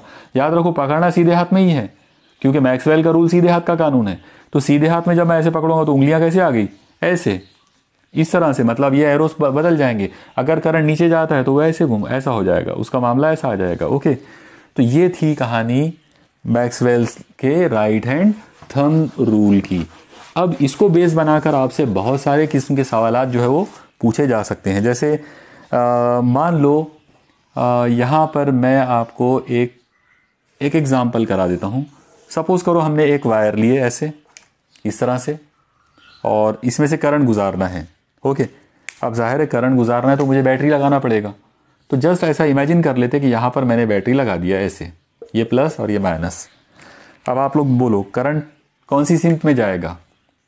आप सब ध्यान रखो बराबर हर चीज़ को। तो करंट हमेशा प्लस से निकलता है, तो ये करंट ऐसे जाएगा, यहाँ से ऐसे जाएगा, यहाँ से ऐसे जाएगा। ओके, अब मान लो आपको सवाल ये दे दिया जाए कि यहाँ पर एक पॉइंट ए है और यहाँ पर एक पॉइंट बी है। आपको बताना है कि ये दोनों पॉइंट्स के ऊपर करंट की डायरेक्शन किधर है, मैग्नेटिक फील्ड की डायरेक्शन किधर है। मतलब यहाँ बनने वाली मैग्नेटिक फील्ड और यहाँ बनने वाली मैग्नेटिक फील्ड कौन सी सिमतों में होगी। ओके, तो आप right hand thumb rule apply कर दो। जैसे मैं आपको यहाँ right hand thumb rule apply करके बताता हूँ। आप देखो ये तार ऐसे जा रहा है तो इसको ऐसे लेना पड़ेगा। अब ऐसे लेने के लिए मुझे क्या करना है, मुझे अंगूठा ऐसा लेना पड़ेगा। अब आप गौर से मेरी उंगलियों को देखो, चार उंगलियां घूमकर ऐसे आ रही हैं ऐसे। तो जब ऐसे आ रही हैं इसका मतलब यहाँ आने के बाद वो क्या करेंगी, इसको अंदर लौटेगी, इसका ममास अंदर जाएगा। ओके, तो यहाँ के हिसाब से अगर मैंने बात किया तो ये अंदर की तरफ गया। ओके, मैं यहाँ लिख देता हूँ उसको। अब मैं यहाँ के हिसाब से देखता हूँ। ओके, अब आप देखो ये करंट ऐसे जा रहा है, मुझे इसको ऐसा पकड़ना पड़ेगा, अंगूठा ऐसा जाना चाहिए इसके करंट की डायरेक्शन में। मेरी उंगलियां को देखो आप, चार उंगलियां अभी भी किधर जा रही है, अंदर। मतलब इसके हिसाब से अगर मैं बात करूं तो ये अंदर चला गया। ओके, चलो इसके हिसाब से बात कर लेते हैं। इसके हिसाब से अगर बात करते कैसा पकड़ना पड़ेगा, अंगूठा नीचे आना चाहिए, मतलब मुझे इसको ऐसा पकड़ना पड़ेगा। अब आप गौर से देखो उंगलियां कैसे आ रही है, उंगलियां घूम कर ऐसे आ रही है, ऐसे घूमी हुई उंगलियां ऐसी है। ओके, इसका मतलब ये उंगलियां ऐसी घूमकर ऐसे आ रही है। अब ऐसे आ रही है मतलब यहाँ ये किधर जाएगा, यहाँ का ममास अंदर, तो यहाँ पे अंदर। तो आप देखो कहीं से भी बात करो हर जगह मामला क्या आया कि वो अंदर, यानी परपेंडिकुलरली इनवर्ड डायरेक्शन। तो पॉइंट ए के ऊपर करंट, पॉइंट ए के ऊपर मैग्नेटिक फील्ड जो बनेगी वो उमूदन अंदर बनेगी। मतलब इस ये जो बोर्ड है, बोर्ड की सतह से वो ऐसा परपेंडिकुलरली ऐसा इनवर्ट जाएगी, अंदर की जानिब जाए, उमूदन अंदर की तरफ जाएगी। ओके, यहाँ पर आप और एक चीज़ देखोगे, इसी तार को यूज़ करके आप पॉइंट बी को भी डिसाइड कर सकते हो। कैसे डिसाइड करेंगे, देखो ये तार है, इसको आपको राइट हैंड में ऐसा पकड़ना पड़ेगा या ऐसे आप इसको देखो। अब जैसे मैंने इसको ऐसे पकड़ा तो मेरी चार उंगलियां कैसे आ गई, घूमकर इसी बाहर से निकल कर ऐसे आएगी ना, ऐसे ऐसे ऐसे घूमकर आएगी। मतलब यहाँ का मामला ऐसा होकर ऐसा निकलेगा। तो अगर ये ऐसा निकलकर बाहर आता है तो ये ऑटोमेटिक ये पॉइंट पे मैग्नेटिक फील्ड बाहर निकलेगी, तो यहाँ उसकी सीमत होगी बाहर की जानिब। यानी इस पर्टिकुलर पॉइंट के ऊपर मैग्नेटिसी मैदान या मैग्नेटिक फील्ड उमूदन बाहर की तरफ होगी, मतलब वो ऐसे बनाना पड़ेगा। तो ये वाला वेक्टर ऐसा जाएगा, यहाँ का वेक्टर ऐसा उमूदन अंदर जाएगा। ओके, मुझे उम्मीद है आपको ये एग्जाम्पल समझ में आ गई होगी। इस तरह की और बहुत सारी एग्जाम्पल्स जो है वो बनाई जा सकती हैं। जैसे चलो एक एग्जाम्पल ले लेते, मान लो कि एक तार है जिसको हमने ऐसा डिज़ाइन किया हुआ है इस अंदाज में। ओके, अब इसके अंदर मैं एक पॉइंट यहाँ ले लेता हूँ पॉइंट ए, एक पॉइंट यहाँ ले लेता हूँ पॉइंट बी, और सवाल वही वाला है कि बताओ पॉइंट ए पर और पॉइंट बी पर मैग्नेटिक फील्ड किधर है, मतलब कौन सी सिमत में होगी। ओके, तो आप याद रखो इसमें से अगर करंट ऐसे जा रहा है तो ये करंट ऐसे जाएगा, फिर ऐसे जाएगा, फिर ऐसे, फिर ऐसे, फिर ऐसे, और आखिरी में ऐसे निकल जाएगा। ओके, अब आप इन तीन जो साइड है, तीन में से कोई भी साइड लेकर आप राइट हैंड थंब रूल लगा दो। चलो ये वाली साइड ले लेते, इसको अगर लेने के, अगर मुझे करंट को ये डायरेक्शन में बताना है तो ऐसे पकड़ना पड़ेगा। देखो आप, ये अंगूठा करंट की डायरेक्शन में आ गया, चार उंगलियां ऐसी बनी, कर्ल ऐसा बना, मतलब यहाँ से ऐसे, तो इस जगह पर हमको क्या मिला, बाहर की जानिब, उमूदन बाहर की जानिब। ओके, ये वाले पॉइंट को ले लेते, यहाँ पर ये करंट की डायरेक्शन कौन सी है, इधर ऐसे, इसको मुझे ऐसे पकड़ना पड़ेगा, तो उमूदन ऐसा जाकर ऐसा। ओके, आप देखो उमूदन ऐसा जाके ऐसा, तो ऐसा जाकर ऐसा जा रहे, मतलब यहाँ पर मामला कौन सा हो गया, अंदर, तो इस जगह पर मामला आ जाएगा अंदर की जानिब। Okay, clear. आप लोग अगर एक बार फिर से चेक करो, इनके हिसाब से चेक कर लो, ये हिसाब से अगर चेक करेंगे तो इसको ये ऐसा लेना पड़ेगा। देखो ये ऐसे, चार उंगलियां देखो आप मेरी बाहर आ गई, बाहर की सिमत में, तो ये बाहर निकलता हुआ बन गया। इसको चेक करना है, इसको आप यहाँ के हिसाब से चेक कर लो, यहाँ के हिसाब से कहीं से भी करो, इसके हिसाब से करना है, ये ऐसे करना पड़ेगा। देखो उंगलियां कैसी आई, उंगलियां ऐसी घूम कर आई, मतलब ऐसे घूमकर ऐसी जाएंगी, तो ये पॉइंट अंदर जाएगा, यहाँ अंदर हो जाएगा। ओके, तो इस तरीके से हम राइट हैंड थंब रूल इस्तेमाल कर सकते हैं मैग्नेटिक फील्ड जो है उसकी सिमत मालूम करने के लिए। ओके, अब यहाँ पर हम एक और चीज़ के बारे में अंदाज़ा लगा सकते हैं कि आखिर ये जो मैग्नेटिक फील्ड है ये किस चीज़ पर डिपेंड करेगी। ओके, तो देखो एक हम इसको फिर से बना लेते हैं यहाँ पर, मान लो कि ये एक्स वाई है और ये यहाँ पे करंट आई पास हो रहा है। ओके, और जैसा कि अभी हमने देखा था कि इसके चारों तरफ जो मैग्नेटिक फील्ड बनती है तो वो ऐसी कॉन्सेंट्रिक सर्कल्स होते हैं। कॉन्सेंट्रिक सर्कल्स मतलब ऐसे सर्कल जिनका सेंटर एक ही होता है। ओके, उनको कॉन्सेंट्रिक यानी उनका जो हम मरकज़, उर्दू में हम उसको नाम अगर देना चाहें तो हम मरकज़वी दायरे कहेंगे। ओके, तो सपोज करो यहाँ पर इस जगह पर पॉइंट पी लिए। अब आप एक चीज़ देखो, पॉइंट पी यहाँ ले लेते, पॉइंट क्यू यहाँ ले लेते, पॉइंट आर यहाँ ले लेते, ऐसे अलग अलग पॉइंट्स ले लेते। Okay, 3 point. अगर मैं आपसे पूछूं कि पॉइंट पी, क्यू और आर में से ज़्यादा बड़ी मैग्नेटिक फील्ड कहाँ पर होगी, पावरफुल मैग्नेट कहाँ पर होगा, यानी पावरफुल मैग्नेटिक फील्ड कहाँ पर होगी, तो डेफिनेट जवाब होगा कि पॉइंट आर पर। क्यों होना चाहिए ऐसा? उसका रीज़न ये है कि ये एकदम नज़दीक है इस वायर से। जब आप इस वायर के एकदम नज़दीक रहेंगे तो जितने नज़दीक रहेंगे उतना ज़्यादा मैग्नेटिक फील्ड वहाँ पर बनेगा, और जैसे जैसे आप दूर होते जाएंगे वैसे वैसे मैग्नेटिक फील्ड क्या होगी, कमज़ोर होती जाएगी। ओके, तो जब आप इस वायर के करीब होंगे मैग्नेटिक फील्ड ज़्यादा होंगी, जब आप इस वायर से दूर जाओगे मैग्नेटिक फील्ड की वैल्यू लगातार कम होती जाएगी। इसका मतलब अगर आप ये सवाल अगर आपसे पूछ लिया जाए कि मैग्नेटिक फील्ड कैसी होगी, तो हम ये बोलेंगे कि magnetic field at the point r is greater than magnetic field at the point q is greater than magnetic field at the point b. याद रखो, मैग्नेटिक फील्ड की जो ताकत है उसे बी से जाहिर करते हैं और उसे मैग्नेटिक इंडक्शन कहा जाता। ओके, उर्दू में हम उसे कहेंगे मैग्नातीसी अमाला। ओके, उर्दू में मैग्नातीसी अमाला। और मैग्नातीसी अमाला क्या होता है? मैग्नातीसी अमाला सिर्फ मैग्नातीसी मैदान के पावर को जाहिर करेगा, उसकी तेजी को, उसकी हिद्दत को वहां पर वो जाहिर करेगा कि वो कितनी मैग्नेटिक फील्ड की जो स्ट्रेंथ है, उसकी जो ताकत है वो कितनी है। वो चीज़ को हम मैग्नेटिक इंडक्शन के जरिए जाहिर करेंगे। ओके, और डेफिनेटली ये एक वेक्टर है, यानी जैसा अभी हमने बात किए थे कुछ देर पहले।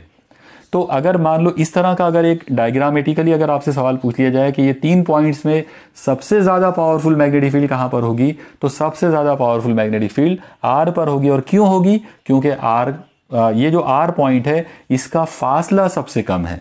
ओके, अब अगर हम फासले को मान लो आर से अगर डिनोट कर दें, ओके, आर से अगर हम फासला डिनोट करें तो हमको एक रूल यहां पर मिल जाएगा कि magnetic field is inversely proportional to r. क्या रूल मिला हमको यहां पर कि मैग्नेटिक इंडक्शन जो है, मैग्नातीसी मैदान जो होता है, तो मैग्नातीसी मैदान का फासले के साथ में उल्टा ताल्लुक है। फासला अगर कम है तो मैग्नातीसी मैदान ज्यादा है, फासला बढ़ाओगे तो मैग्नातीसी मैदान कम होते जाएगा। इसका मतलब मैग्नेटिक इंडक्शन या मैग्नातीसी मैदान का फासले के साथ में उल्टा रिलेशन है। तो ये हमको एक रिजल्ट मिला, पहला रिजल्ट। ओके, अब एक दूसरा रिजल्ट की तरफ आते हैं हम लोग। एक और चीज़ हम लोग यहाँ पे कर सकते हैं, जैसे मान लो कि आपने यहाँ से करंट गुजारे 1 एम्पियर। ओके, और कोई भी पॉइंट पी के ऊपर आपने मैग्नेटिक फील्ड नोट कर लिए। सपोज करो उसकी कीमत आ गई B1।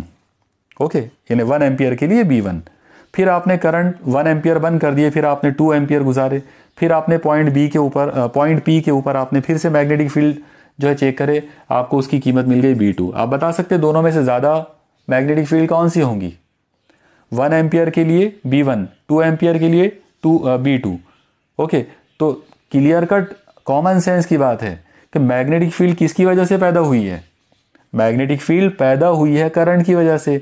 आप लोग सोचो, अगर करंट कम होगा तो मैग्नेटिक फील्ड कम होंगी, करंट ज़्यादा होगा तो मैग्नेटिक फील्ड ज़्यादा होंगी। अगर 1 एम्पियर करंट गुजारोगे तो B1 तैयार हुआ, तो डेफिनेटली ये B1 कम होगा, कमज़ोर होगा, क्योंकि 2 एम्पियर गुजारेंगे तो B2 तैयार हुआ। इसका मतलब B1 is less than B2। Okay, अगर आपने यहाँ पर 3 एम्पियर करंट गुजारा और उसके ज़रिए अगर B3 करंट तैयार हो गया, तो हमको यहाँ पर इसको ऐसा लेना पड़ेगा, B3 करंट सबसे बड़ा रहेगा, B1 सबसे कमज़ोर करंट। आया समझ में? इसका मतलब क्या हुआ? इसका सिंपल मतलब ये है कि ये जो मैग्नातीसी मैदान जो तैयार होता है ये दरअसल करंट पर भी डिपेंड करता है। ओके, बल्कि करंट पर तो ये पहले डिपेंड करेगा क्योंकि ये करंट की वजह से ही पैदा हुआ है। ओके, तो यहां पर हम ये बोल सकते हैं कि मैग्नेटिक इंडक्शन या मैग्नातीसी मैदान डायरेक्टली प्रोपोर्शनल होता है करंट के साथ में। ओके, तो B प्रोपोर्शनल टू 1/R और B proportional to I। Okay, clear? तो 2 फैक्टर हैं जिनके ऊपर मैग्नातीसी मैदान डिपेंड करता है। अब यहां पर आप एक चीज देखो, मैग्नातीसी मैदान प्रोपोर्शनल टू 1/r, मैग्नेटिसी मैदान प्रोपोर्शनल टू I, दोनों को मिक्स करें तो ये कुछ ऐसा हो जाएगा I/r। ओके, और अगर ये प्रोपोर्शनलिटी को हटा देते हैं तो इक्वल टू आएगा और साथ में एक कांस्टेंट आएगा। तो यहाँ पर हम इसको ऐसा ले सकते हैं B is equal to a constant K into I/r। मे भी पॉसिबल है कि अगर ये चैप्टर में से किसी टाइप का अगर कोई प्रॉब्लम बनाने की कोशिश की जाए तो हो सकता है वो इस तरह के फॉर्मूले के ऊपर प्रॉब्लम बना सकते हैं। ओके, लेकिन आप अपना आइडिया बिल्कुल क्लियर कट रखो। मैग्नेटिसी मैदान जो होता है वो सिर्फ दो लोगों पे डिपेंड करता, I पर और R पर। I पर उसका ताल्लुक सीधा है रास्त तनासुब यानी डायरेक्टली प्रोपोर्शनल, और R के साथ में उसका उल्टा तनासुब यानी माकूस तनासुब यानी इनवर्सली प्रोपोर्शनल वाला रिलेशन। ओके, तो B का डायरेक्टली प्रोपोर्शनल I और B का इनवर्सली प्रोपोर्शनल R, ये रिलेशन होता है। और प्रोपोर्शनलिटी का कांस्टेंट हम लोग K ले सकते हैं। हम ये चक्कर में नहीं पड़ेंगे कि K कौन है, हम आगे चलकर यानी इसके बाद अगला जो सिलेबस जो होता है आगे यानी जूनियर कॉलेज लेवल का जो सिलेबस होगा वहाँ पर हम इस K को भी डिराइव करेंगे। इसकी भी एक ख़ास वैल्यू होती है और वो हम देखेंगे उसकी वैल्यू वगैरह क्या होती है, वो सब बात की बातें हैं। लेकिन अभी फ़िलहाल आप NTSC के लेवल तक आपको जस्ट इतना जो है आना चाहिए, इतनी चीज़ें आपको पता होना चाहिए। ओके, ये था मामला magnetic effect of electric current का। ओके, अब यहाँ पर हम एक और पॉइंट जो है वो एक डिस्कस कर सकते हैं। सपोज़ करो कि हमने एक मेटल वायर लिए और उसको इस तरह का शेप दे दिए, दायरा मतलब सर्कुलर लूप। ओके, और इसमें से करंट I पास करे। जाहिर है ये करंट I ऐसा जाएगा, फिर ऐसा जाएगा, फिर ऐसा जाएगा और घूम कर वापस जाएगा। तो अब अगर आपसे पूछा जाए कि अब आप बताओ कि अब मैग्नेटिक फील्ड कौन सी सिमत में होगी। ओके, तो दो पॉइंट हम ले लेते हैं, एक पॉइंट यहाँ ले लेते हैं, पॉइंट A सेंटर में, एक पॉइंट यहाँ ले लेते हैं B बाहर। ओके, जाहिर है यहाँ भी लिए तो भी बात वही होगी, तो चलो यहाँ पर भी एक पॉइंट ले लेते हैं C। ठीक है, अब अगर आपसे पूछा जाए कि पॉइंट A पर मैग्नेटिक फील्ड कौन सी सिमत में होगी, तो हम कोई मसला नहीं है, हम राइट हैंड थंब रूल लगा देंगे। यहाँ पर हम क्या करेंगे, ये ऐसा मैग्नेटिक फील्ड पकड़ेंगे, एक तार लेंगे, उसको सीधे हाथ में पकड़ लो, सीधे हाथ में पकड़े, अंगूठा एरो के सिमत में आना चाहिए। अब आप देखो अंगूठा ऊपर की सिमत में गया, मेरी फिंगर्स कैसी आई, ऐसी घूमकर कर्ल्ड इस तरह से आई। इस तरह से आने का मतलब ये हुआ कि ये दो जगह पर मैं अपने डायरेक्शंस बता सकता हूँ। करंट उंगलियां ऐसी आई थी, कर्ल होकर ऐसी निकली है, इसका मतलब यहाँ पर उसकी सिमत अंदर है, यहाँ पर उसकी सिमत बाहर है। क्लियर? अब मैं इसको डिसाइड कर लेता हूँ, इसके हिसाब से बात करेंगे तो मुझे ऊपर से नीचे आना पड़ेगा, तो मुझे ये पेन को ऐसा पकड़ना पड़ेगा। अब आप मेरी उंगलियों को देखो, अंगूठा देखो करंट की डायरेक्शन में आ गया, और चार उंगलियां कैसे आ गई, ऐसे घूमकर, मतलब यहाँ पर उनकी सिमत ऐसी बनी इस तरह से। तो एक बार फिर यहाँ पर क्या हुआ, अंदर, यहाँ पर क्या हुआ, बाहर। तो ये हमने मैग्नेटिक फील्ड की डायरेक्शन जो है वो डिसाइड कर लिए एक सर्कुलर लूप के अंदर। ओके, तो सर्कुलर लूप के अंदर जो मामला होता है, जो मैग्नेटिक फील्ड बनती है वो यहाँ पर इस तरह की बनेगी, मतलब इस तरह की ऐसी बनेगी, ऐसे, और यहाँ पर उसका मामला रहेगा कैसे, इस तरह से, इस अंदाज में। आप लोग देखो सिमतें अपोजिट हो गई हैं। अगर आपने गौर कर रहे हो, अगर इस जगह पर मुझे एक लूप बनाना, सर अगर मुझे यहाँ पर मैग्नेटिक फील्ड अगर बनाना हो ऐसे इस अंदाज में, तो कैसे बनाना पड़ेगा, ये ऐसे, ये ऐसा जाकर ऐसे आएगा, मतलब ऐसे यहाँ से ऐसा अंदर जाएगा, फिर ऐसा निकल कर बाहर आएगा।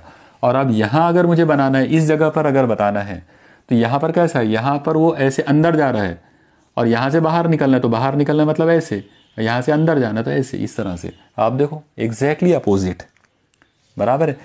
तो जब हम एक सर्कुलर लूप लेते हैं, सर्कुलर मेटल वायर लेंगे और उसमें से करंट गुजारेंगे, तो उसके दो जो डायगोनली अपोजिट जो एंड होते हैं, वहाँ की मैग्नेटिसियत या वहाँ का जो मैग्नेटिसी मैदान है वो बिल्कुल अपोजिट नेचर का होता है।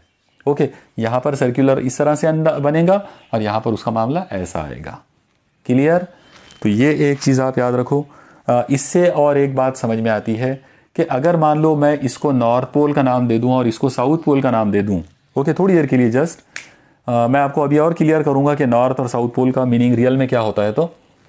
तो इसका मतलब ये हुआ कि ये जो सर्कुलर लूप है ये खुद एक मैग्नेट बन गया है, क्योंकि इसके अंदर दो लूप, इसके अंदर दो पोल तैयार हो गए, एक तरफ नॉर्थ पोल और एक तरफ साउथ पोल। तो इसका मतलब ये हुआ कि जब आप एक सर्कुलर लूप लेंगे और उसमें से करंट गुजारेंगे तो वो एक मैग्नेट बन जाएगा। It behaves like a dipole magnet, मतलब वो एक दो कुदबी मैग्नेटिस के तौर पर अमल करेगा। उसके अंदर दो कुदबे नजर आएंगे, एक तरफ नॉर्थ पोल एक तरफ साउथ पोल। Okay, clear. तो ये कहानी थी सर्कुलर लूप में से करंट गुजारने की और मैग्नेटिसी मैदान तैयार करने की, यानी मैग्नेटिक फील्ड इन current carrying circular loop. Okay, तो ये हो गया magnetic effect of electric current को बेस बनाकर हमने यहाँ पर एक बहुत इम्पॉर्टेंट जो आर्टिकल्स थे वो हमने देखे। अब आप याद रखो कि 1820 के बाद तकरीबन 50-60 साल गुजरे और उसके बाद एक और साइंटिस्ट जो है वो आए दुनिया में और उन्होंने एक अजीम शान एक्सपेरिमेंट किया। जिनकी मैं बात कर रहा हूँ उनका नाम है Michael Faraday. Okay, Michael Faraday नाम के एक साइंटिस्ट जो हैं उन्होंने एक्सपेरिमेंट्स किए और उन्होंने एक्चुअली दो एक्सपेरिमेंट्स किए और वो जो दो एक्सपेरिमेंट्स उन्होंने किए थे उससे उन्होंने एक ऐसी चीज़ डिस्कवर की है जो magnetic effect of electric current का बिल्कुल अपोजिट थी। ओके, अब एक्चुअली फैराडे ने क्या किया और क्या चीज़ हुई वो मैं आपको एक बार समझाने की कोशिश करता हूँ। आप लोग पूरा ध्यान इधर दीजिए। आप लोग देखो, magnetic effect of electric current यानी बर्की-रॉ का मैग्नेटिसी असर, इसके अंदर हमने क्या किए थे? हमने एक करंट लिए थे यानी बर्की-रॉ लिए, उसको एक मेटल वायर में से गुजारे और मेटल वायर में से गुजारने की वजह से उसके चारों तरफ मैग्नेटिक फील्ड जो है वो तैयार हुई। यानी यहाँ पर आप गौर करो, करंट जो है ये वजह बना मैग्नेटिक फील्ड का, या मैग्नेटिक फील्ड का को जनरेट करने वाली चीज़ अगर कोई है तो वो करंट है। यानी इलेक्ट्रिक करंट की वजह से आपने मैग्नेटिक फील्ड को तैयार करे। ओके, तो जिस ज़माने में ये डिस्कवर हुआ 1820 के अंदर, उसके बाद से लेकर जो अलग अलग जो साइंटिस्ट थे दुनिया के अंदर उन सब के दिमाग में आया था कि अगर ये अमल होता है तो फिर इसका उल्टा भी होना चाहिए। अब इसका उल्टा क्या क्या ऐसा पॉसिबल है कि हम मैग्नेटिक फील्ड को लेकर इलेक्ट्रिक करंट जनरेट कर सकें? ओके, क्या हम मैग्नेटिक फील्ड को लेकर यानी क्या हम मैग्नेटिसी मैदान को लेकर बर्की-रॉ पैदा कर सकते हैं? क्या हम इलेक्ट्रिक करंट हासिल कर सकते हैं मैग्नेट के जरिए? हमको मालूम है हम करंट जो है बर्की-रॉ जो है वो हम बैटरी के जरिए तो हासिल करते हैं, वो कोई मसला नहीं है। बैटरी के जरिए, सेल के जरिए हम करंट हासिल कर लेते, लेकिन क्या हम मैग्नेटिक फील्ड के जरिए भी करंट पैदा कर सकते? ये ख्याल जब साइंटिस्ट को आया तो अलग अलग लोगों ने अलग अलग जगहों पर जो है एक्सपेरिमेंट्स किए, लेकिन जो साइंटिस्ट इसके अंदर कामयाब हुए उनका नाम है माइकल फैराडे। वैसे फैराडे के अलावा एक और साइंटिस्ट हैं जिनका नाम है हेनरी, तो वो भी कामयाब हुए थे और उन्होंने भी यानी हेनरी जो है उन्होंने भी इस चीज़ को प्रूफ किया था जो मैं अभी आपको बताने वाला हूँ। यानी माइकल फैराडे और हेनरी ने अलग अलग जगहों पर अलग अलग मुल्कों के अंदर अलग इंडिपेंडेंटली एक दूसरे से अलग अलग उन्होंने अलग अलग तजुर्बात किए और ये प्रूफ किया कि मैग्नेटिक फील्ड को लेकर आप इलेक्ट्रिक करंट जनरेट कर सकते हैं। ओके, मैग्नेटिक फील्ड को लेकर यानी मैग्नेटिक फील्ड आप लेंगे और उसको लेकर आपको इलेक्ट्रिक करंट को जनरेट करना आ जाएगा। तो जब आप मैग्नेटिक फील्ड को इस्तेमाल करके इलेक्ट्रिक करंट जनरेट करोगे, ये वाला जो अमल है इसे कहते हैं इलेक्ट्रोमैग्नेटिक इंडक्शन यानी बर्की मैग्नेटिसी अमाला। और ये एक बहुत ही इंपॉर्टेंट कंसेप्ट है, EMI electromagnetic induction. Electromagnetic induction का मतलब होता है generation of electric current by using magnetic field. Okay, अब यहाँ पर मैंने बोला by using magnetic field, real में क्या होता है उसको अब आप एक बार समझ लो। आप देखो, फैराडे ने जो एक्सपेरिमेंट किया था, मैं वो एक्सपेरिमेंट को आपको यहाँ पर एकदम सिंपल वे में बताता हूँ। उन्होंने एक कॉइल लिया। आप याद रखो, कॉइल का मतलब एक वायर होता है जिसको स्प्रिंग जैसा गोल घुमा दिया जाता। ओके, अगर आप इस स्प्रिंग को छोटा सा रखेंगे तो कॉइल बोलेंगे, और अगर आप इस स्प्रिंग को ऐसा बहुत ज़्यादा लंबा ले लेंगे तो उसे सोलेनॉइड कहेंगे। दोनों का मीनिंग वन एंड सेम है। ओके, यहाँ पर हम एक बैटरी ले लेते हैं इस जगह पर, और नहीं, इसमें बैटरी लेने की ज़रूरत नहीं है, बल्कि यहाँ पर हम एक गैल्वेनोमीटर ले लेंगे। एक हमने यहाँ पर क्या किया, एक कॉइल लिए, उसके साथ में एक गैल्वेनोमीटर को जोड़ दिए। अब यहाँ पर एक मैग्नेट लेना है, ये एक मैग्नेट लिया गया NS मान लो, और जब इस मैग्नेट को हरकत देते हुए करीब लेकर लाए, ओके, तो आप देखो कि जैसे ही इस मैग्नेट को नज़दीक लाएंगे ये एकदम से डिफ्लेक्शन बताएगा। मान लो कि इसने ऐसा डिफ्लेक्शन बताया, ओके, और जैसे ही इसको दूर लेकर गए इसने वापस डिफ्लेक्शन बताया, लेकिन अपोजिट डायरेक्शन के अंदर। ठीक है, मैं एक बार फिर ये एक्सपेरिमेंट पूरा डिटेल्स में आपको समझाता हूँ। देखो, सबसे पहले गैल्वेनोमीटर जो होता है तो उसकी सुई ऐसे बीच में रहती, जीरो। गैल्वेनोमीटर जो रहता, आप देखना जब भी आप गैल्वेनोमीटर देखोगे तो उसकी जो सुई है वो हमेशा ऐसी खड़ी रहती, जीरो पे रहती नॉर्मल कंडीशन में। मान लो कि आपने एक कॉइल लिए और उसके साथ गैल्वेनोमीटर अटैच करे, आप देखेंगे गैल्वेनोमीटर की सुई कहाँ रहेंगी, जीरो पर, कोई नहीं, कोई मैग्नेट नहीं है, कुछ नहीं है, इसका मतलब ये जीरो डिफ्लेक्शन। अब आप दूर एक मैग्नेट लो, काफ़ी दूर, और इस मैग्नेट को आप एकदम करीब लाओ, स्पीड के साथ में उसको इसके करीब लाओ। जब आप इस मैग्नेट को एकदम स्पीड के साथ इसके करीब लाएंगे, आप देखेंगे कि ये गैल्वेनोमीटर जो है इसकी सुई ऐसी चलेगी, यानी पॉजिटिव डिफ्लेक्शन बता दिया मान लो उसने। ओके, अब आप एक काम करो, इस मैग्नेट को इसके बिल्कुल करीब यहां लाकर रोक दो, इस जगह पे लाकर रोक दो, एकदम करीब, कॉइल के एकदम नजदीक लाकर इसको रोक दिए। जब आप इसको एकदम करीब लाके रोक देंगे, आप देखेंगे कि गैल्वेनोमीटर वापस जीरो हो जाएगा, एक बार फिर जीरो हो जाएगा। अगर आपने मैग्नेट को लाकर रोक दिए तो जीरो हो जाएगा। ठीक है, अब आप इसको दूर लेके जाओ, जब आप इसको दूर लेके जाएंगे तो ये फिर डिफ्लेक्शन बताएगा, इस बार ये निगेटिव डिफ्लेक्शन बताएगा। पहले मान लो कि पहले उसने पॉजिटिव डिफ्लेक्शन बताया था, तो अब निगेटिव डिफ्लेक्शन बताएगा। तो अब आप एक चीज़ देखो, गैल्वेनोमीटर के साथ में हमने टोटल मिला के 4 काम किए, 4 अलग अलग चीज़ें यहाँ पर हुई। नंबर 1, पहली चीज़, गैल्वेनोमीटर के अंदर जीरो डिफ्लेक्शन मिला जब मैग्नेट नहीं था। ओके, जीरो डिफ्लेक्शन पे था। इसके बाद नंबर 2, गैल्वेनोमीटर ने पॉजिटिव डिफ्लेक्शन बताया जब मैग्नेट को करीब लाए। उसके बाद नंबर 3, जब मैग्नेट को करीब लाकर रोक दिए तो उसने वापस जीरो डिफ्लेक्शन बताया। ओके, और उसके बाद नंबर 4, जब मैग्नेट को दूर लेकर गए उसने निगेटिव डिफ्लेक्शन बताया। तो टोटल मिलाकर कितने ऑब्जर्वेशन हो गए गैल्वेनोमीटर के? 4 ऑब्जर्वेशन। पहले मैग्नेट नहीं है तो जीरो डिफ्लेक्शन, तीसरे नंबर पर मैग्नेट है, करीब रखा हुआ है, नजदीक है, रुका हुआ है, तो भी डिफ्लेक्शन जीरो है। डिफ्लेक्शन कब बताया? जब मैग्नेट हरकत में आया, जब मैग्नेट करीब लाए पॉजिटिव डिफ्लेक्शन, जब मैग्नेट दूर लेकर गए निगेटिव डिफ्लेक्शन। इसका मतलब यह हुआ कि ये कॉइल के अंदर मैग्नेटिसियत, जब आप इस मैग्नेट को नजदीक लाते हो तो मतलब ये कि यहां पर आप मैग्नेटिक फील्ड बढ़ाते हो। तो जब यहां पर आप मैग्नेटिक फील्ड बढ़ाओगे तो ऑटोमेटिक इसके अंदर करंट जनरेट होगा और वो आपको यहां पे करंट बताएगा। जब आप इसको दूर लेके जाएंगे तो भी मैग्नेटिक फील्ड जो है वो कम होती जाएगी, मतलब मैग्नेटिक फील्ड चेंज हो रही है, तो भी ये करंट, तो भी उस वक्त भी ये डिफ्लेक्शन बताएगा, मतलब उस वक्त भी इसमें करंट तैयार हुआ। इसका मतलब ये हुआ कि कॉइल में जो करंट पैदा होता है उसे इंड्यूस्ड करंट कहते हैं। ओके, अमाली बरकीरो का मतलब होता है ऐसा यानी इंड्यूस्ड करंट का मतलब रहता है ऐसा करंट जो इंडक्शन की वजह से डेवलप हो। ओके, बैटरी की वजह से नहीं बल्कि इंडक्शन की वजह से। तो इंडक्शन की वजह से जो करंट पैदा, इसमें जो करंट पैदा हो रहा है वो इंडक्शन की वजह से हुआ। तो वो करंट कब डेवलप हुआ? लेकिन वो करंट उस वक्त डेवलप हुआ जब आपने मैग्नेट को करीब लाए, मतलब मैग्नेटिक फील्ड को बढ़ाए। वो करंट उस वक्त भी डेवलप हुआ जब आपने मैग्नेट को दूर लेकर गए, मतलब मैग्नेटिक फील्ड को आपने कम करे। तो मैग्नेटिक फील्ड बढ़ाने पर या मैग्नेटिक फील्ड को कम करने पर कॉइल के अंदर इंड्यूस्ड करंट या अमाली बरकीरो पैदा होती है और उसकी वजह से ये गैल्वेनोमीटर डिफ्लेक्शन बताता है। ओके, तो ये जो अमल था इसको उसने नाम दिया था इलेक्ट्रोमैग्नेटिक इंडक्शन का, यानी बरकी मैग्नातिसी अमाला का। ओके, मुझे उम्मीद है आपको ये पूरा एक्सपेरिमेंट जो है वो समझ में आया होगा। अब यहाँ पर हम आज के इस लेक्चर का आखिरी पॉइंट जो है वो डिस्कस करने वाले हैं। वो ये है कि मान लो आपने यहाँ पर एक कॉइल लिए और इस जगह पर आपने यहाँ पे एक गैल्वेनोमीटर लगा दिए और अब आपने यहाँ पर एक मैग्नेट लिए। ओके, और ये मैग्नेट N और S इस तरह से है।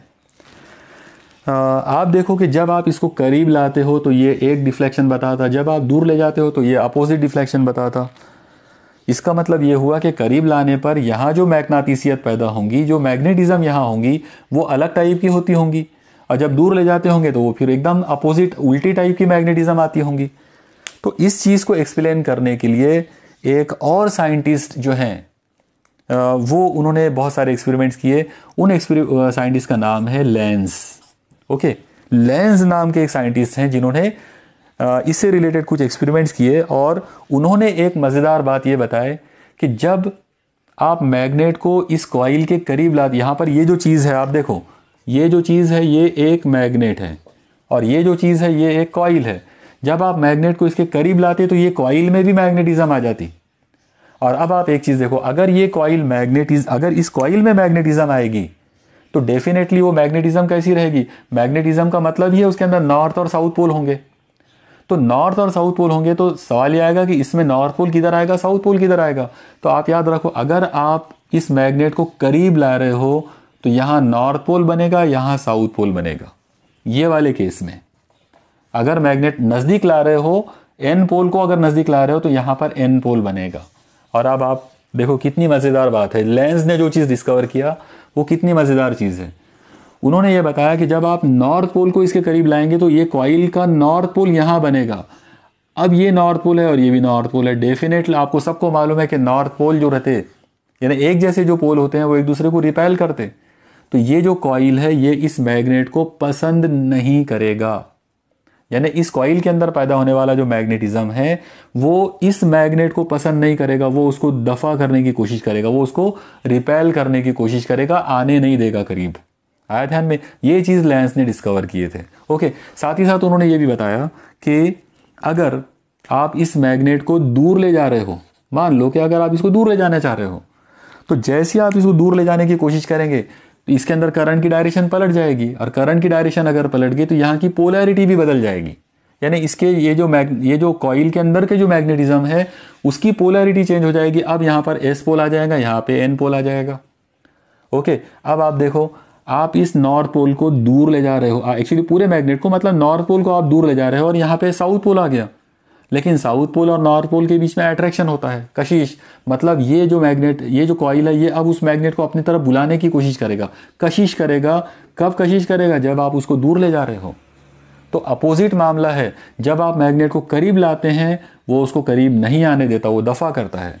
और जब आप मैग्नेट को दूर ले जाने की कोशिश करते हैं तब ये कॉइल की जो मैग्नेटिज्म है वो उसको अट्रैक्ट करती है, मतलब वो उसको करीब बुलाने की कोशिश करती है। तो मैग्नेट करीब लाओगे तो दफा करेगा, मैग्नेट को दूर ले जाओगे तो वो कशिश करेगा। मतलब ये कि कॉइल जो है वो मैग्नेट को कभी भी लाइक नहीं करता। वो यानी कॉइल मतलब कॉइल के अंदर की मैग्नेटिज्म, कॉइल के अंदर जो मैग्नेटिज्म तैयार होगी वो बाहर वाले मैग्नेट को लाइक नहीं करती है। और ये है लेंस का कानून। ओके, लेंस ने ये एक इंपॉर्टेंट कानून यहाँ पे डिस्कवर किया था। अब इसी के साथ जुड़ी हुई अंदाज में एक आखिरी पॉइंट जो है वो मैं आपको बता देता हूं कि नॉर्थ पोल और साउथ पोल का मीनिंग कौन सी सिम की मैग्नेटिक फील्ड होती है। यानी हम कैसे समझेंगे कि नॉर्थ पोल अगर है तो वहां पर मैग्नेटिक फील्ड कौन सी डायरेक्शन में है, और अगर साउथ पोल है तो वहां कौन सी मैग्नेटिक फील्ड है, कौन सी सिम्त वाली मैग्नेटिक फील्ड है। तो देखिए, बहुत आसान सा कंसेप्ट है, मैं आपके सामने यहाँ पे लिख देता हूँ। ये नॉर्थ पोल और ये साउथ पोल, ठीक है। तो अगर मुझे नॉर्थ पोल की मैग्नेटिक फील्ड बनाना है तो मैं एक काम करूंगा, मैं इस एन को पकड़कर ऐसा घुमा दूंगा और ये एन को पकड़कर ऐसा घुमा दूंगा। अब आप गौर से देखो, ये डायरेक्शन कौन सी बन गई? Anti clockwise direction. ओके, मतलब मैग्नेटिक फील्ड जो है नॉर्थ पोल की वजह से जो मैग्नेटिक फील्ड तैयार हुई वो एंटी क्लॉकवाइज हुई। आया समझ में सब लोगों को? अब आप देखो साउथ पोल के लिए कितना आसान है। साउथ को देखकर, यानी ये जो टर्मिनल इधर जा रहा है तो मैं इसी को आगे बढ़ा देता हूँ ऐसे, ये जो है इसको मैं आगे बढ़ा देता हूँ ऐसे। अब आप देखो ये चीज़ ऐसी बन गई और ये सिम्त कौन सी है? क्लॉकवाइज। इसका सीधा मतलब क्या हुआ कि जहाँ पर भी साउथ पोल रहेगा वहाँ की मैग्नेटिक फील्ड क्लॉकवाइज सिम्त में रहेगी। तो अब अगर आपको ये पिक्चर समझ में आ गया होगा और अगर आपके दिमाग में ये बैठ गया होगा तो आप इससे रिलेटेड कोई भी सवाल अगर आपसे पूछे तो आप जवाब दे सकते हो। यानी अगर आपसे पूछे कि मैग्नेट का अगर एन पोल है तो बताओ वहाँ की मैग्नेटिक फील्ड कौन सी सिम्त में है, तो डेफिनेटली उसका आंसर क्या रहेगा? एंटी क्लॉकवाइज सिम्त में रहेगी। साउथ पोल अगर है तो वहाँ कौन सी मैग्नेटिक फील्ड रहेगी? वहाँ क्लॉकवाइज मैग्नेटिक फील्ड रहेगी, क्लॉकवाइज सिम्त में। नॉर्थ पोल पर एंटी क्लॉकवाइज, साउथ पोल पर क्लॉकवाइज। क्लियर? तो ये थे कुछ बेसिक पॉइंट्स जो इलेक्ट्रोमैग्नेटिक इंडक्शन और magnetic effect of electric current के साथ रिलेटेड थे। ओके, इनके अलावा कुछ और भी पॉइंट्स इनके साथ जुड़े हुए हैं और बहुत सारे फॉर्मूले भी हो सकते हैं, लेकिन वो आपके 10th लेवल पर या NTSC के लेवल तक वो नहीं है या उनको आपको नहीं देखना है। ओके, इसके अलावा डेफिनेटली आप लोगों ने जनरेटर वगैरह के बारे में पढ़ा होगा। तो जनरेटर जो होता है वो इलेक्ट्रोमैग्नेटिक इंडक्शन पर बेस्ड होता है। ओके, इलेक्ट्रोमैग्नेटिक इंडक्शन पर जो लोग बेस्ड होते हैं तो वो उनका काम इलेक्ट्रिक करंट जनरेट करना है। तो आप एक हिंट याद रखो, जनरेटर कौन होगा? जो जनरेट करेगा। तो क्या जनरेट करेगा? Electrical energy. तो जो इलेक्ट्रिकल एनर्जी जनरेट करेगा वो इलेक्ट्रोमैग्नेटिक इंडक्शन पे डिपेंड करेगा। उसके उलट magnetic effect of electric current पे कौन डिपेंड करेगा? जिसके अंदर आप करंट दोगे और जो मूव होगा, मतलब इलेक्ट्रिक मोटर। किसी भी तरह की कोई मोटर वगैरह को आप इमेजिन करो, तो मोटर का जो काम रहेगा, इलेक्ट्रिक मोटर वगैरह का जो काम रहेगा वो magnetic effect of electric current पे बेस्ड होगा। चलो ठीक है, तो मुझे उम्मीद है कि आपको ये तमाम चीज़ें समझ में आई होंगी। कुछ चीज़ें अगर आपको कोई भी पॉइंट अगर इनसे रिलेटेड या इनके अलावा अगर कोई पॉइंट आपको डिस्कस करना हो या कोई पॉइंट रह गया हो तो आप मुझे कमेंट करके मुझे इन्फॉर्म कर सकते हैं और फिर इंशाल्लाह उसको अगले वीडियो में मैं क्लियर कर दूंगा। चलिए स्टडी कीजिए। अल्लाह हाफिज़।